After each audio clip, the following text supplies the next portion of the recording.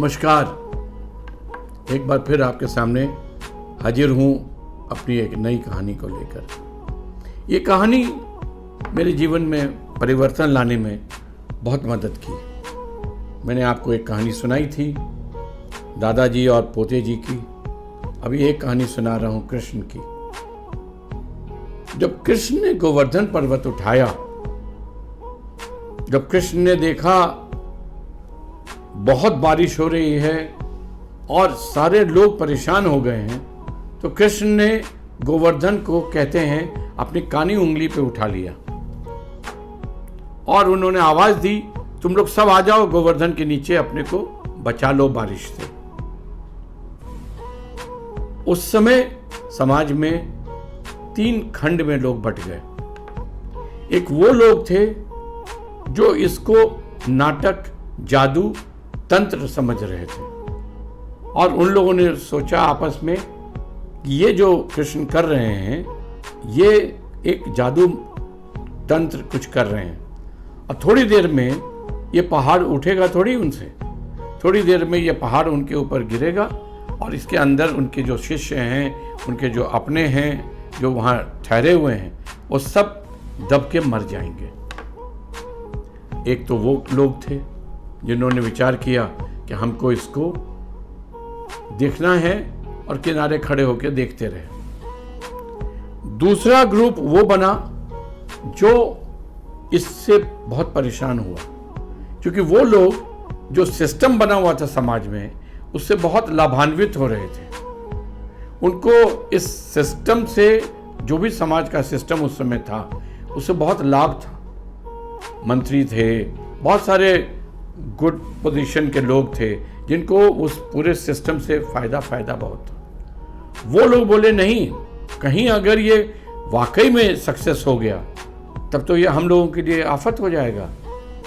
इसलिए वो क्या किए, अपने अपने घर से हथौड़ा, बेलचा, फरसा तोड़ने के लिए अलग अलग हथौड़ा, मतलब गैंता सब लेकर आ गए और उस पहाड़ के ऊपर चढ़ गए और उसको मार के गिराने लगे, तोड़ने लगे।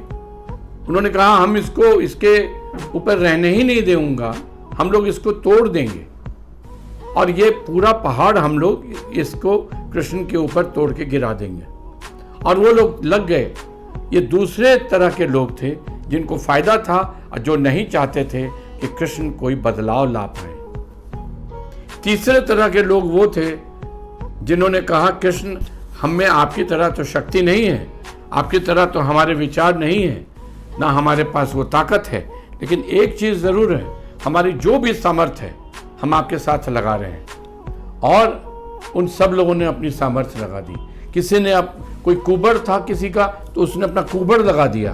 किसी के पास बैसाखी थी तो उसने बैसाखी टिका दी। किसी के पास सर था तो उसने सर टिका दिया। मगर हर व्यक्ति अपनी ताकत कृष्ण के साथ लगा दिया उस गोवर्धन को उठाने में। ये तीसरे तरह के लोग थे। अब मैं आपसे कहता हूँ, आप सोच कर देखना, आज भी समाज 3 खंडों में बटा हुआ है।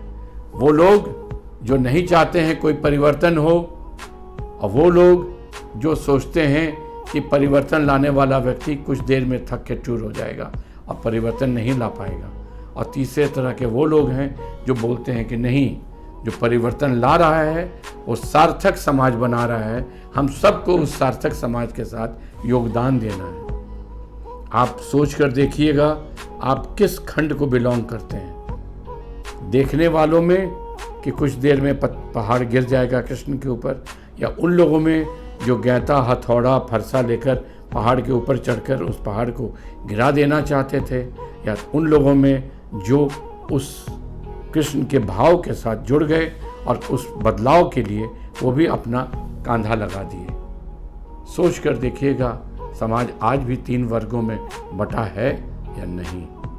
मैं यकीन से कहता हूँ, आप जब सोचेंगे तो आपको सोचना पड़ेगा कि आप किस वर्ग को बिलोंग करते हैं। बदलाव या यथावत स्थिति बनी रहे जिससे आपको लाभ है, आप अच्छे से संतुष्ट हैं, हर चीज़ आपके मन के लायक हो रहा है, देख लीजिएगा, सोचिएगा ज़रूर। नमस्कार। शेयर कीजिएगा,